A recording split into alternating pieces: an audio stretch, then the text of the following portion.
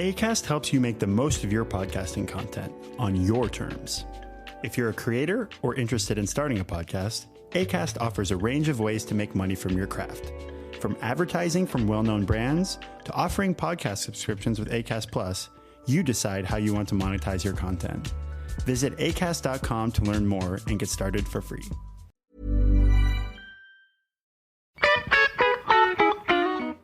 Hey there, this is Maggie Rose, recording artist and host of Salute The Songbird with Osiris Media, and I'm here to tell you about a product that I've fallen in love with. I use it out on the road, and I use it when I'm at home, and I'm talking about UpSee CBD products. UpSee is a personal wellness mission focused on curating products made from honest, pure, organic ingredients that are designed to support everyday people improve their performance and overall quality of life. Grown in Kentucky, UpSee products are non-GMO, THC-free, gluten-free, vegan, and kosher. Products range from pain relief topicals, on-the-go beverage blends, and tinctures.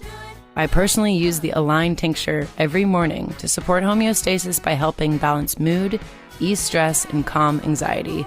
Available in 500, 1,000, and 1,500 milligram in mint.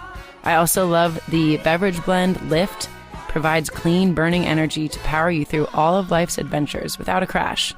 Each packet of our on-the-go drink mix contains 20 milligrams of pure CBD isolate, 100 milligrams of theanine and amino acid, which supports focus, and 150 milligrams of caffeine. So that definitely gets me going. Life demands a superhero. You deserve a sidekick. It is 100% organic, 0% THC, lab-tested, and verified. 100% vegan and made in the USA. Visit UpSee.com and use the code SONGBIRD at checkout to receive 30% off your order today.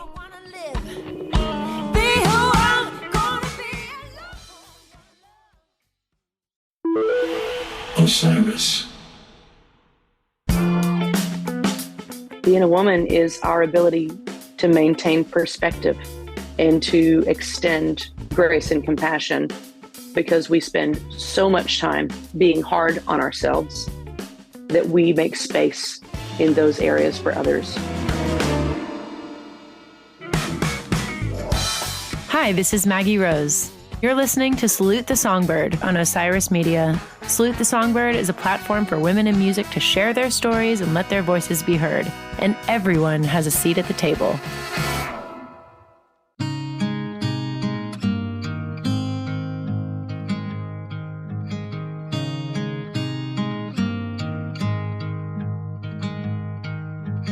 Dogs are howling at the moon tonight. The breeze is blowing through the trees just right. And I'm way up here with the whippoorwills. And there's nothing but stars over Lindiville. There's nothing but stars over Lindiville. Hello, and welcome to Salute the Songbird. I'm your host, Maggie Rose, and today we're speaking with a friend of mine who I really hope is enjoying a nap somewhere, because she just had an incredibly epic week last week at the 56th Annual CMA Awards, where she was nominated in several categories. She took home the award for Musical Event of the Year for her collaboration with Carly Pearce on their duet, Never Wanted to Be That Girl. And she's just released a fantastic and wildly entertaining project called Ashley McBryde Presents, Lindiville, produced by John Osborne of Brothers Osborne and loosely based on songs written by Dennis Lindy, hence Lindiville. Dennis Lindy has been known for songs like Goodbye Earl and John Deere Green, which contain characters that are fictional but definitely impressions of people that he had dealt with growing up. And Ashley's project is very much inspired by that whole concept of storytelling and making relatable characters, but framing them in an entertaining and narrative kind of way. I really encourage you, if you haven't had the privilege yet, before you listen to the rest of this podcast, go listen to Ashley's project, because then you'll get to know more about all these characters that we're going to reference throughout our conversation. But we also talk about the collaborators that she worked with on this project and how the process of writing with them led to also her featuring them prominently on this record. Some of them sing the lead vocals on a few of the tracks. We talk about why she chose to release Lindiville as her third album, which may have deviated from a major label's normal plan for an artist like Ashley, and how it's changed the way that her band now approaches performing live, and what she means when she asks them after a show if they've fulfilled their emotional set lists. It's a really great conversation for a standout artist who I believe is breaking the mold. I can't wait to see what she does next. But for now, let's get into what she's up to lately with Ashley McBryde. Washing over this old town like a bird on a wire.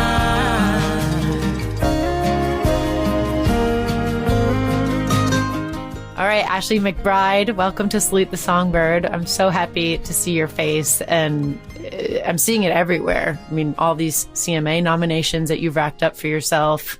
You were just invited to be a member of the Grand Ole Opry by Garth Brooks and on TV, which was not the conventional way that most Opry members have been invited for such an honor. How are you doing in the midst of all of this? I still can't fully feel my face.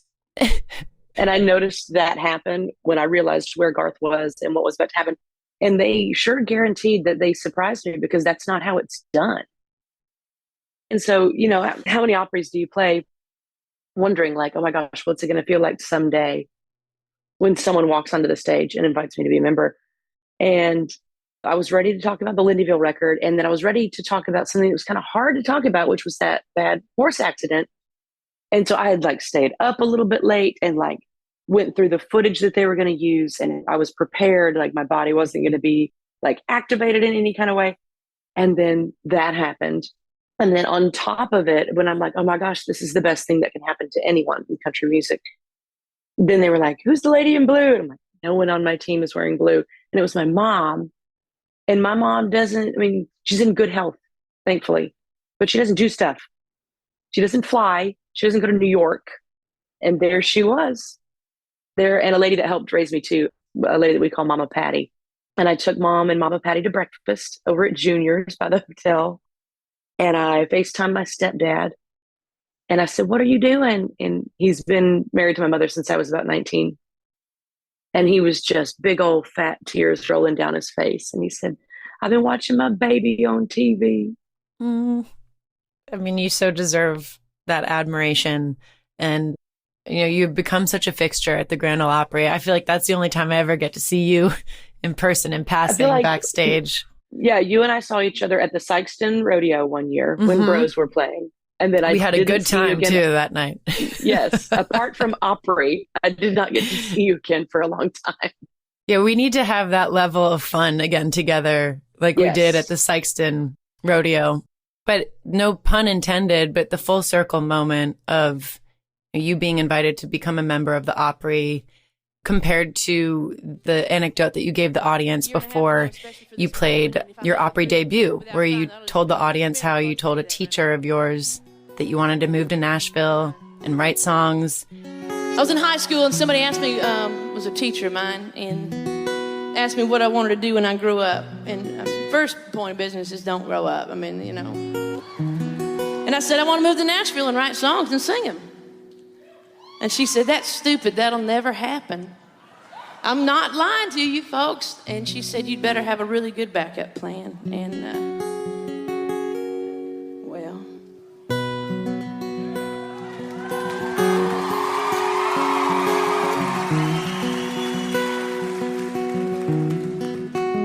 Don't waste your life behind that guitar. You may get gone, but you won't get far. You're not the first, it won't be the last. And you can tell us all about it when you come crawling back that road you're on. It just winds and winds. You're spinning your wheels, wasting your time. But when the lights come, I don't even feel like asking the question, what would you say to that teacher now? Because you're saying it out loud to everybody. But there has to be some weight to that and some significance to the fact that now you have been woven into the fabric that is this long-standing tradition, not just country music, but music in general, by being a member of the Grand Ole Opry. what would you tell her when another student of hers comes up to her with a big ambition like you had? It would be probably easiest to say nanny, nanny, boo, boo. And I hope you've got your TV on every time the awards shows come on and you get to see my friends and I do what we do. But I think the best thing to say to her would be thank you. Mm-hmm. Because that started that first layer of thick skin that you're going to have to do this. And lucky me, I got that in the 10th grade, where I was like, oh man, when you say, I want to be a doctor, and everybody goes, great. And you're like, I want to be a lawyer, and everybody goes, great. And you go, I'd like to be a songwriter. And then they go, that's stupid. The only person that's going to protect that is you. And I did have support. You know, my mom is wonderful, but like, to answer her question, what are you going to do when you grow up? So clearly, and be like, I'm going to write songs, and to have that met with such dismissal, that doesn't happen to kids from the Northeast part of Arkansas. Like, I guess I would just be like, thank you for being so close-minded. And it's such a small town. Even your brain is a small town. Like you had no vision. And if you never wanted more for yourself than the things that you could easily reach, then that's okay. And that's your thing. But for me, it lived outside the city limits, and that's okay too.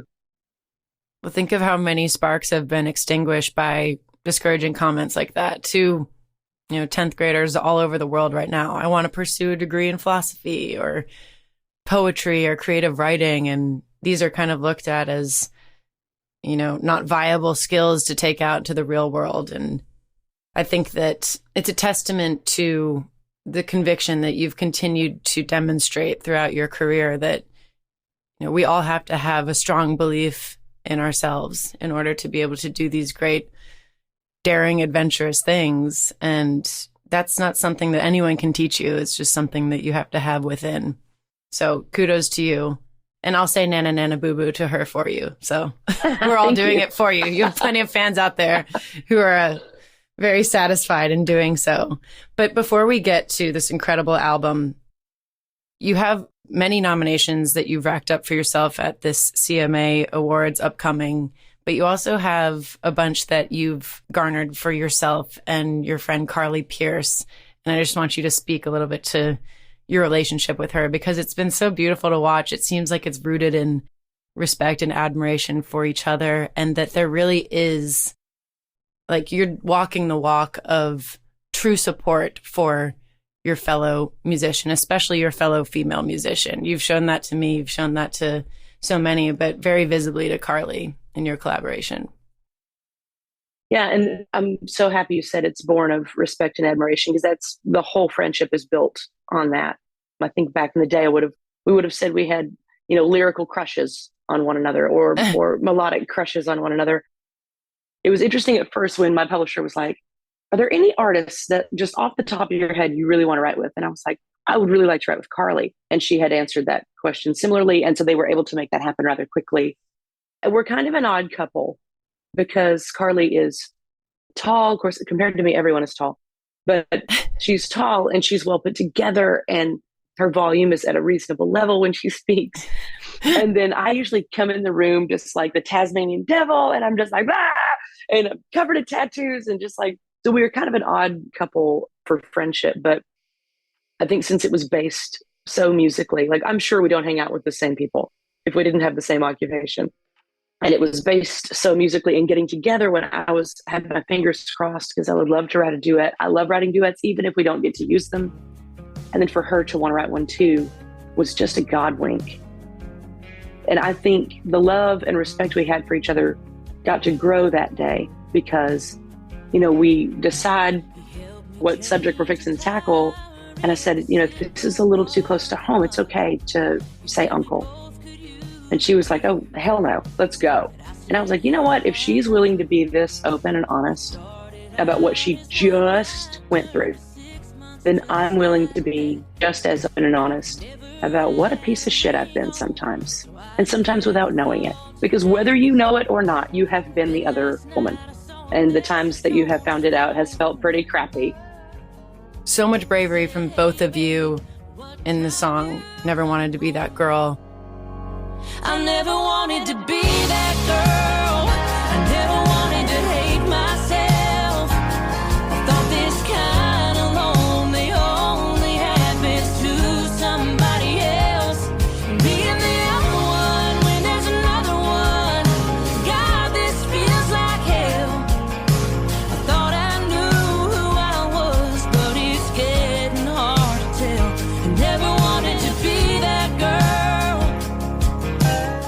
And I do love the yin and yang of your presentation with each other. I think that that makes for a really wholehearted experience. I love showing the versatility of what is country music. I think we all should go way deeper in widening that spectrum, but to me, it just makes sense. The synergy is clearly there when I watch you guys together performing, when I watch you together just, being around each other. But yes, the bravery is what I think is so striking to so many people and what I think makes it such a standout duet, and a duet between two women, which is not something that you often hear. It's rare these days. And I thought it was so cool that Miranda and Elle, that their duet was out at the same time as me and Carly. And as far as supporting each other, I know that there was a chance, and you may have felt this way too, when you first popped on the scene, there's a chance that we're all the catty bitch at the cocktail party, and that just no one has told us that. But that's how it's going to be when you get into country music. And it really hasn't been that way for the most part. So I think it's interesting with people like Miranda, for one, and Lainey Wilson and Kaylee Hammock and me and Carly, to see us all constantly cheering each other on, and genuinely so. This is Lainey's first year to be in female vocalist. And though I've never been the person to take that honor home, if Lainey whips my ass in that category, you better believe I'm drinking about it in the best way for her. And Miranda put it in a really cool way. I was out riding with her one time, and she said, I like how we ask each other to level up. We level each other up, and it's a really healthy competition. Absolutely. I think that's why there's such a really, really strong showing in the art that women are putting out, because we have to. There is a higher standard for us that has been set just because of the lack of space that's been made for us. But it's also because the excellence that is coming from the artists that are in the game right now is encouraging us to all meet each other there.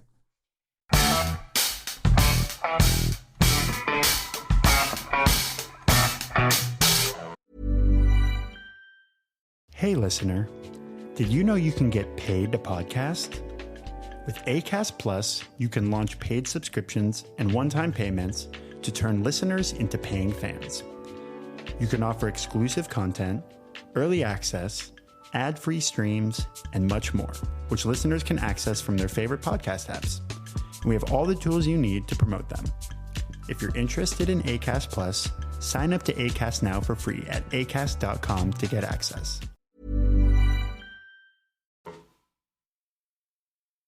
Okay, let's talk about this record.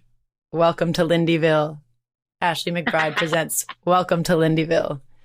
I first listened to this thinking, you put out such incredible, authentic music, but you are signed with a major label. And I just figured, they'd say, you need to make another studio record where you're singing the lead on all of these songs. And it's introspective and it's telling your story. And then first song comes on and I'm just like, holy shit, Brenda Put Your Bra On is like this raucous, almost Sin Wagon level energy of chaos. Brenda, put your bra on, it's just getting good. Shit's going down in the trailer hood. Pants round his ankles, still sporting wood. Brenda, put your bra on. Brenda, put your bra on. And then I started reading about the inspiration behind it. And Dennis Lindy, who is an incredible songwriter who wrote songs like Goodbye Earl and John Deere Green, which have characters like Earl and Marianne and Wanda and Billy Bob and Charlene. He was kind of the inspiration behind this project that you wanted to do with Nicolette Hayford, or Pillbox Patty. Right. And Connie Harrington, Brandy Clark, Aaron Ratier, Benji Davis. And you kind of set this agenda with them at a lakeside writing retreat. You're all sitting at the same kitchen table. And I just want to know how you prompted them to get on the same page with you to write this amazing collection of songs. It's about a fictional village that is in the spirit of the same folklore that Dennis Lindy brought to his songs, with these characters and storytelling. How did that conversation go? at that kitchen table with these writers? It started with me, Nick, and Aaron. We were in a write over at my publishing house, and we had written a song called Blackout Betty, which is, like Pillbox Patty is Nicolette when she parties too hard. In fact, that's just Nicolette. Well, Blackout Betty happens to be not just tequila me, but too much of any of that substance me. My character when I'm that way is Lucille. Lucille, see, we all have this alter ego. So we wrote about that. And then we were talking about, because Aaron had Jesus Jenny and Nicolette had written Shut Up Sheila that I had put on my second record. And Nicolette and I had written Living Next to Leroy, which was a real guy that she lived by in the trailer park in Stark, Florida. And the conversation started with, what we should do? Or like, what would be cool? So we started kicking that idea around. Well, normally when we put a retreat together, it's me, Nicolette, Aaron, Connie, and Brandy. And then I usually ask, let's bring somebody in I've never met. I have no idea who this person is. And what a cool element to throw in there. So during the Great Separation, none of us are on the road. And I'm like, separation. Well, right. I mean, our grandparents got the Great Depression. We get a great something. And it's a much more romantic way to say that there was, all that shit going down. So I knew that none of us were busy, but I didn't know if we'd be able to do it. So I just started calling, like, hey, do you want to do a retreat? And they're like, absolutely. So I just talked to my publisher. I'm like, I want to set it up for October. And I told everybody, think about all these characters we've made. If we made them a town to live in and named it Lindiville, wouldn't that be cool? Like, even if all we do is just go as a bunch of nerds and write more character-driven songs. And they were like, yeah, I think we should. And also, if we don't go and write these character-driven songs, no problem. Anytime we all get together for 4 or 5 days, you know how it is on a retreat. Something great is going to come of this. And we may get 4 songs we like. We might get 15 songs we like. And they may have nothing to do with one another. Totally fine. There are no rules. Just if the spirit moves us. And we got to the house and all sat down at the table. And I want to say Brenda was the first song we wrote. Of course, Nicolette's like, Brenda Put Your Bra On should be one of the songs. And I'm like, oh my God, yes. And things just start falling out. It's amazing the cohesion that you were able to find. And of course, I drew parallels between characters that you've referenced on your last 2 records. I mean, I think that all these characters know Marianne and Wanda, and that it's very feasible that, this is real life. This is rooted in more traditional country music that, I loved that getting outside of yourself and telling stories. And I think it can be, I've found this, and I'm sure you have too. It can be a little exhausting, especially in the midst of what we've all been collectively dealing with, to just constantly be, bleeding ourselves and exposing our individual experience. And it's sometimes liberating to just kind of tell that story through the lens of someone else. And even if that person isn't necessarily real, they are a composite of people that we're dealing with every day or that we grew up with. And people that you've been at different times. And I think it's really freeing to just play the role, right? Like, all right, screw it. I'm Blackout Betty for the rest of the record. Let's go. When you're writing, how much laughter happened? How much tequila was consumed? Like, I just wish I could have been a fly on the wall at this retreat, especially Jesus Jenny. I had to pause it. Titties popping out your turtleneck. You're riding around in your red Corvette, getting all the wrong kinds of respect. Jesus, Jenny, shit, I wouldn't want you. Even my mother is like, that song's a little much, because she's completely against the use of GD. Sometimes that's the only way to get the point across. Jesus, Jenny. That kitchen table was very much in the kitchen. So it's like an eat-in kitchen. So at any given time, there are people at the table, someone's making a sandwich, someone's smoking on the porch with the window open. Aaron Ratier is always like sketching. He's also got his camera with him and like a Polaroid, and all of these things are going on. There's laptops. There's kind of like snacky things laying on the table. At one point, Brandy Clark was in the kitchen and arranged all of the fruit by size and color. and then took a picture of it. I want to say we went through a carton and a half, maybe, of Marlboro Lights, 8 bottles of Espolòn tequila were at least present. If they weren't fully consumed, they were at least present. And, Connie Harrington has a thing called Ding Ding Time, and she's got a xylophone. And she plays ding, ding, ding. When that happens, everybody just puts their shot glass on the table. And we don't pour a whole shot because that would be a lot of tequila. But we would take our little ding dings and keep creating a ton of laughter. And plus, Nicolette and I, we like to laugh at each other. We don't enjoy arguing, but we end up arguing a lot. And I think that's part of the entertainment for ourselves as well. Plus, this house was really cool, but it was also really strange. If we took a Polaroid like at Nicolette, sometimes it would come back just black film. And so that became its own mystery, which there's one song that didn't end up staying to be on the record, and it's called The Man That Runs the Lift at the White Feather Inn. And it's a ghost story. And we wound up experiencing our own like spooky stuff happening in that house. Because, you were inviting so many different lives into that room. And I could smell the Marlboros. I could taste the tequila as I was listening to it. It was like the sensory overload and the level of description and just like having lived it and been there was so palpable as I listened through it.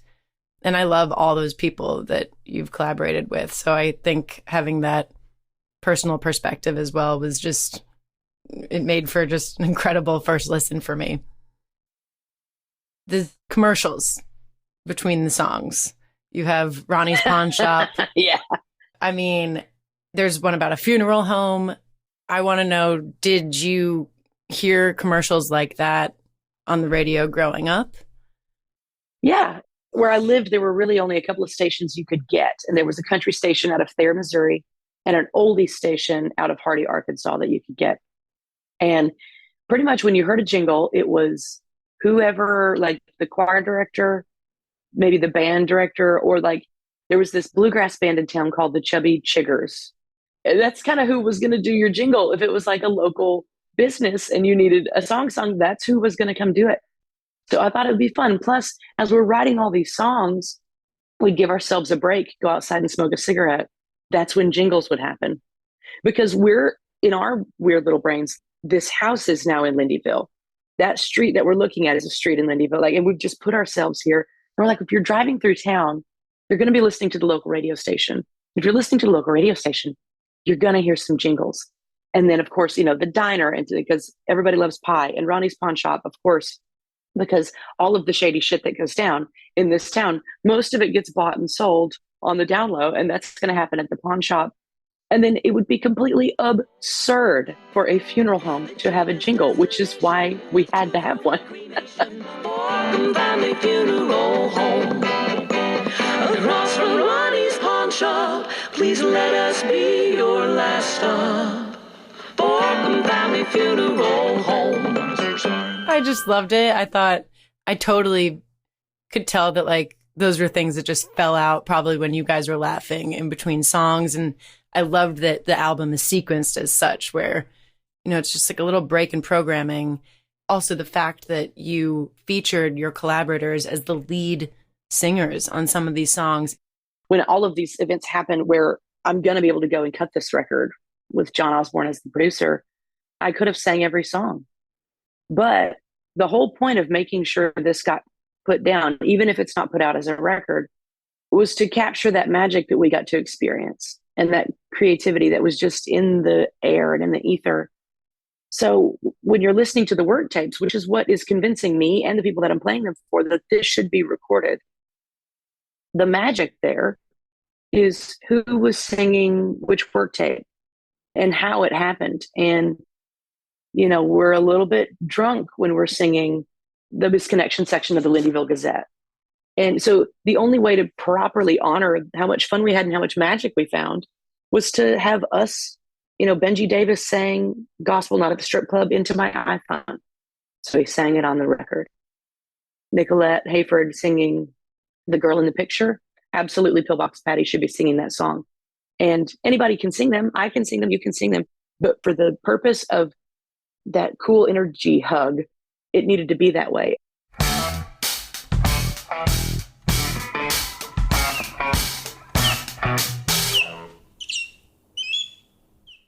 Well, hey there. I hope you're enjoying my conversation with Ashley, and I hope you're staying warm because I'm out here walking it out and the sun's shining and it is still cold. But I just had a great string of shows and I'm loving this chat with Ashley, and that's keeping me warm and fuzzy on the inside. And I have to commend Ashley for her showing at the CMA Awards last week. She performed When Will I Be Loved, a great Linda Ronstadt song that she also features on Ashley McBryde Presents Lindiville. And it was so fun because she brought Pillbox Patty on stage and Kaylee Hammock, Brandy Clark, John Osborne, who produced the record, was playing an electric guitar behind her. And everyone just seemed like they were having the best time. And everything that Ashley was just telling us about that camaraderie between her and her fellow artists, it was just evident that that was very authentic. And furthermore, when Lainey Wilson won Female Vocalist of the Year, a category that Ashley was also nominated in, Ashley was cheering louder than everybody in that place. And it was just wonderful to see. It defies all those silly sayings that women don't support other women. I see it constantly. You can see it for yourself if you just look to Ashley McBryde. Now, this is your last friendly reminder to go listen to Ashley McBryde Presents Lindiville before you proceed with the rest of this episode, because she's about to talk about all of her thoughts that went into the creation of these fantastic characters and this wonderful little town, Lindiville, that she's created with her co-writers. And I think that you'll really enjoy hearing her thoughts more if you've become acquainted with these characters and this town yourself. But regardless, you're going to love hearing about all the inspiration that went into this project and just how cool it was that this project ever came to be and is her third album when she already has another one in the can. So let's get back into the business of how Ashley McBryde connects us all through her stories and songs. Like a lot of artists believe what we're told, you just get firmly established and you'll be able to do whatever you want. You're doing whatever you want. And I also argue that you are firmly established, but there's a risk to going this route. Like, I just go back again to what courage. It's been interesting speaking with radio individuals too, and they're like, there's some language on this record. How are you going to get the radio to play this? And I said, oh, I'm not going to offer it to you. It's not for that. It's just for listening to. Because you know how often we have ideas like this where we're like, what we should do, it'd be really cool. And let's say we even do take the next step and write the songs. There's a chance that all that happens is those end up on an old iPhone or on an old thumb drive in somebody's drawer. And we might bring them out drunk at a party one night because they're just so stellar and we remember them. And that's a really sad life for a song, especially for such a magical few days. That's like having a guitar of any age, a vintage guitar or a brand new guitar, and telling it will live in the case for the duration of its existence. That is a terribly sad thing. So I'm so happy that it's perceived and received as courage. And on my end, it's the right thing to do to honor my friends and the magic that we touched. And all of that it needs to be done now. I know that we need to do our record 3 right now, but if we don't do this is how songs end up on a thumb drive in a drawer. So we had to do it. And then of course, keep our obligation and do our proper third record too.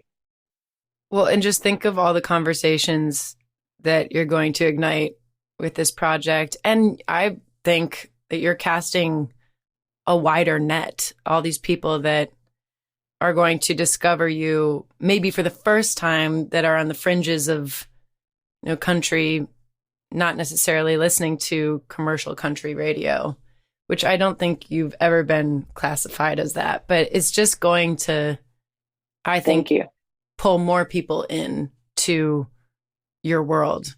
And if very effectively done. I love the production. I want to talk about what it was like to work with John Osborne, who's one of the greatest people and musicians this town has to offer.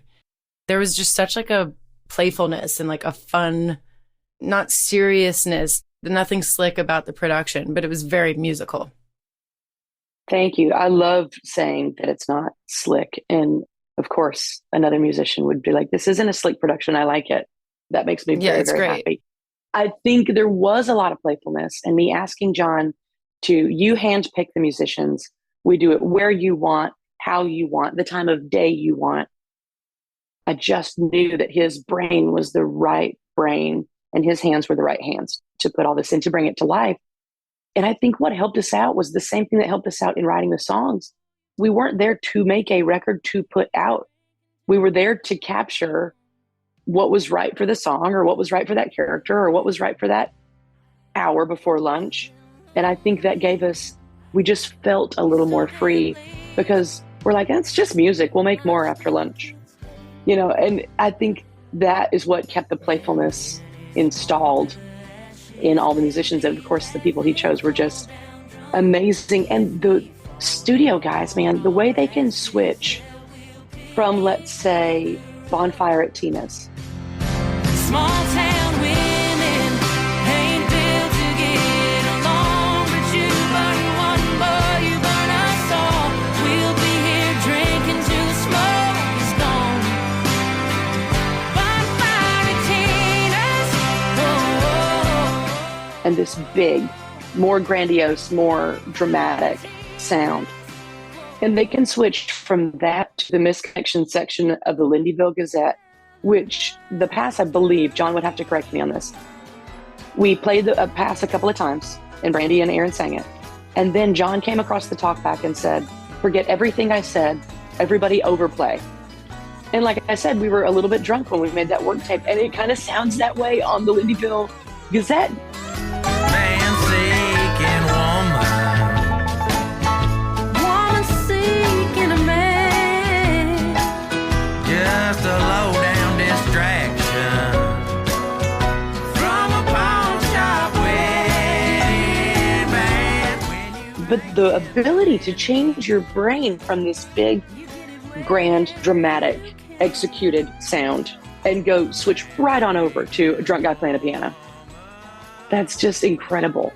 That comes from you setting the tone and saying what you just said, which, we're not making like some overthought project with a mandate. We're just writing songs, and you not being precious with it and being playful allows John and all the musicians you guys are working with to be the same. Like, you weren't prickly about it, so people can try different things. And I think that that's what makes this so alive, and it makes it feel like live music, and it makes it feel like you're having fun, because everyone was clearly not walking on eggshells, not when you were writing it and conceiving of it, not when you were recording it.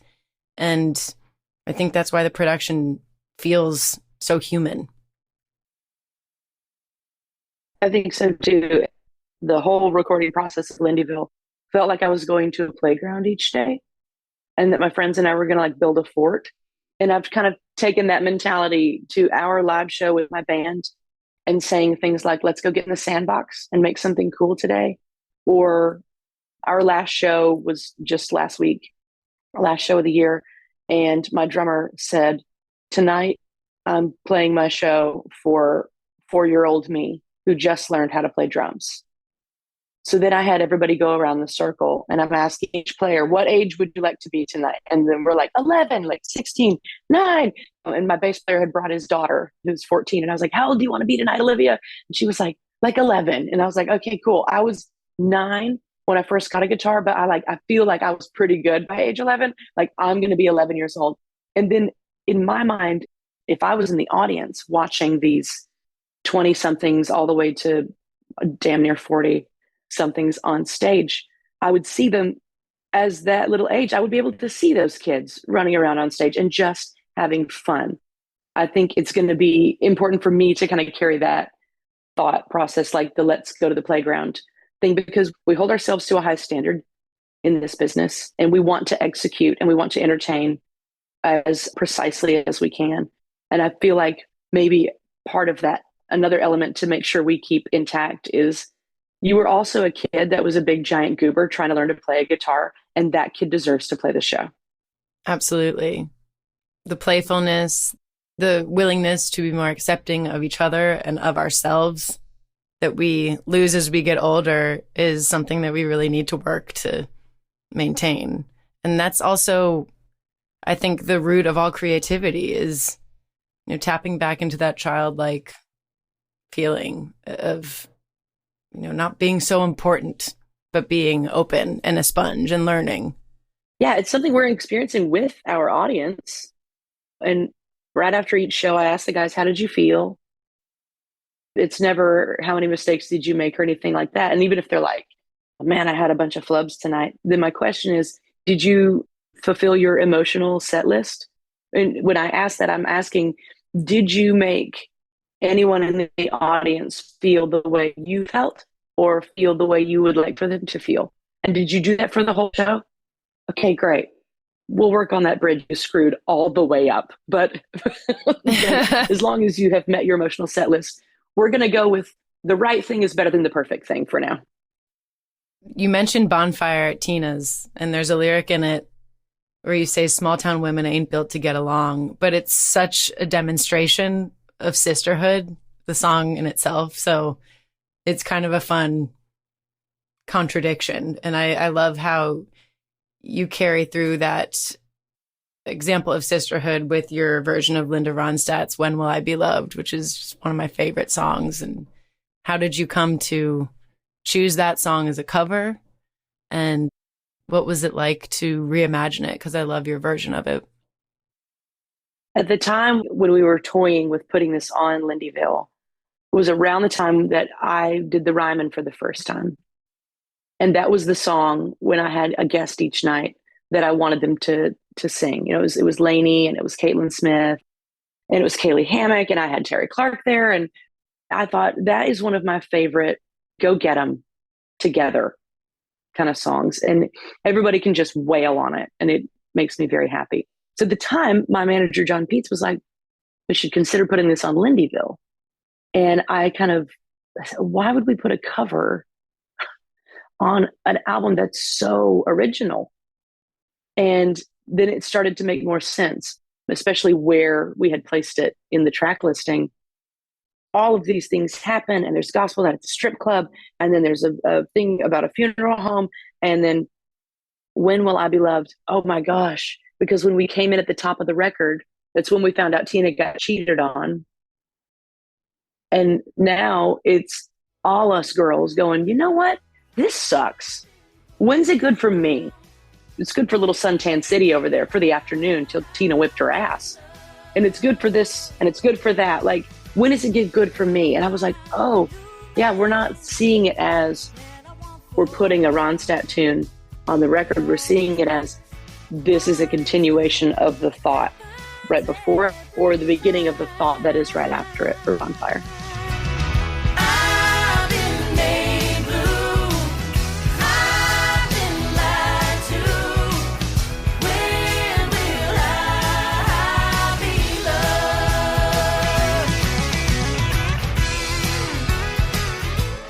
Girl in the Picture, sung by Pillbox Patty, I have to know, did she not know what to do when the fair ended and there was nothing to try for?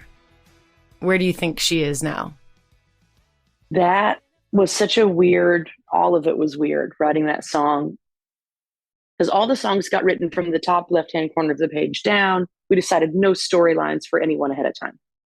And then we were thinking about this girl who, she gets her picture taken at this event. We don't know what it is. She's not noticing that her picture is being taken. She really doesn't care. She's not sad or anything. She just kind of is sitting there.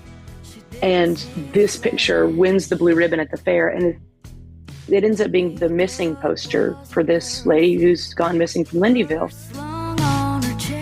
And even in that bridge, we said there shouldn't be a prize because this guy wins, the blue ribbon for it. And there shouldn't be a prize for catching the last smile of a girl named Caroline.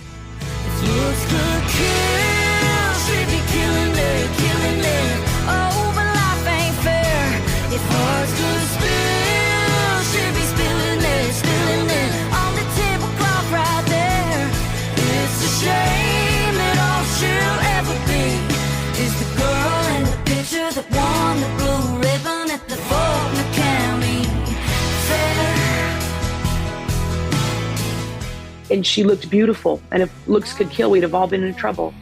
And if hearts could spill, she would have told us what was going on with her that night. We have no idea why she's missing or how long she's been gone.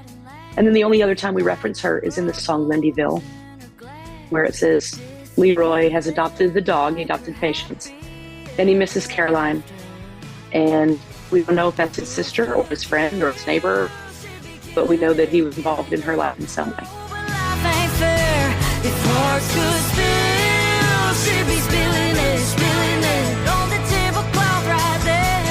It's a shame that all she'll ever be is the girl in the picture that won the blue ribbon at the Boulder County Fair.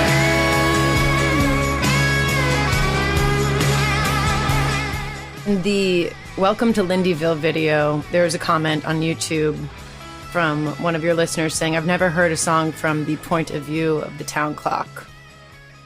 All I knew, and it was the last song we wrote in that house, that I wanted to kind of tie everything back together with a nice little bow, because all we know is that Patty takes pills and Betty drinks too much and Tina got cheated on and whipped this girl's ass and Brenda doesn't have a bra on and Aaron and Brandy are trying to cheat on their spouses and everybody's a disaster.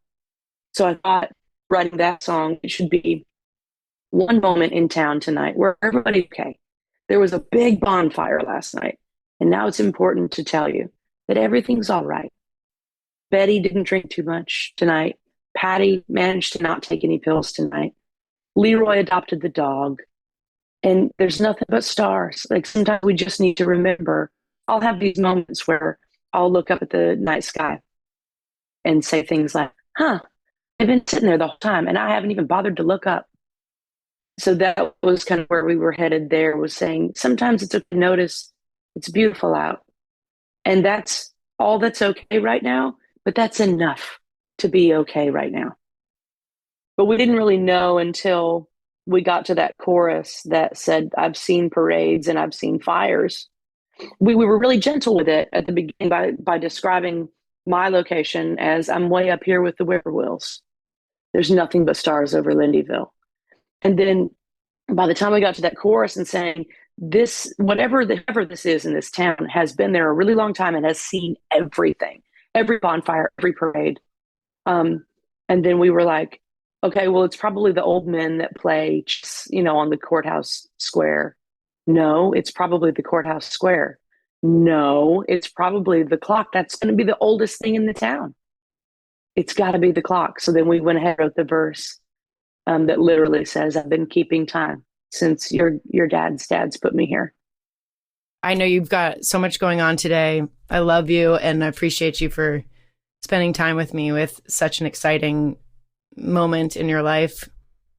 I commend you for running with this project and knowing that you have another incredible album already in the can that we all can't wait to hear.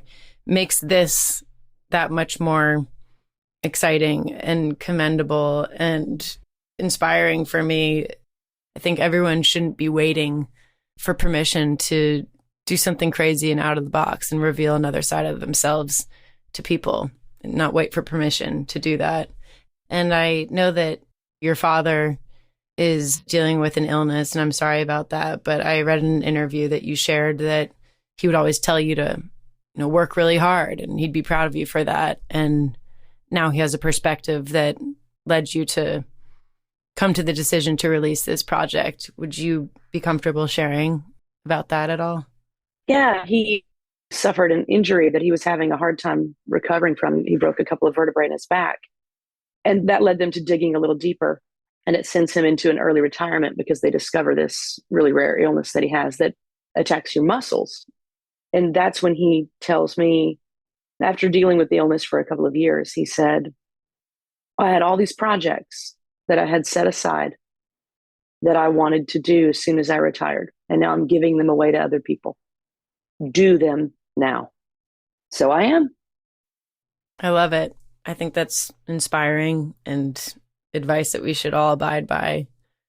You always have been, though. Let's be real. This is just the natural progression of Ashley McBryde's career and her music and what you will continue to reveal to us. I can't wait and see I like to end these conversations by asking what you see as the benefit of being a woman in this industry, because I think we often tend to fixate on all the ways in which it might not be in our favor all the time. Oh, wow. I think one of the benefits of being a woman is our ability to maintain perspective and to extend grace and compassion, because we spend so much time being hard on ourselves that we make space in those areas for others. And we should make more of it for ourselves as well. But I think perspective, and instead of just being like, that guy's an asshole, we kind of think, I hope that dude's okay. And I think that's more of a feminine quality and something we should cultivate in ourselves. And I mean, just in a catty way, one of the benefits to being a woman is we can sing higher than all those dickheads. All right. And with that, Ashley McBryde. Well, that's a wrap. I hope you enjoyed my conversation with the very entertaining and creative Ashley McBryde. Make sure to give her a follow on her socials at Ashley McBryde. And you can check out her website and all of her upcoming tour dates at ashleymcbride.com. And of course, if you haven't already done so, go listen to Ashley McBryde Presents Lindiville and keep your eyes and ears out for her upcoming album that she already has in the can that was produced by Jay Joyce. She's a busy girl. And you can follow me on all my socials at I am Maggie Rose. Get updates and tour news from me at maggierosemusic.com. And come see me out on the Allman Family Revival. It's going to take place on tons of dates between Thanksgiving and Christmas. And we're hitting all these amazing theaters like the Beacon, the Ryman, Fillmore in San Francisco, a lot of places that the Allman Brothers made famous. And if you haven't had a chance to yet, go listen to my duet with Devin Allman. We recreated These Days just like his dad did on his album Laid Back in '73. It was a really special collaboration to be able to take on with Devin, and I can't wait to bring it out on the road. But that's it. Thank you so much for listening. And if you like what you're hearing, please rate and review and share it with your friends. And we'll see you in a couple weeks with the next episode of Salute the Songbird. Salute the Songbird is brought to you by Osiris Media, hosted by Maggie Rose. Produced by Austin Marshall, Maggie Rose, and Kirsten Cluthy, with production assistance from Kippy Young. Edited by Justin Thomas. Music by Maggie Rose. Graphics by Mark Dowd. Thank you so much for listening to Salute the Songbird. And to close out the show, from Ashley McBryde Presents Lindiville, this is If Dogs Could Talk, featuring Brandy Clark.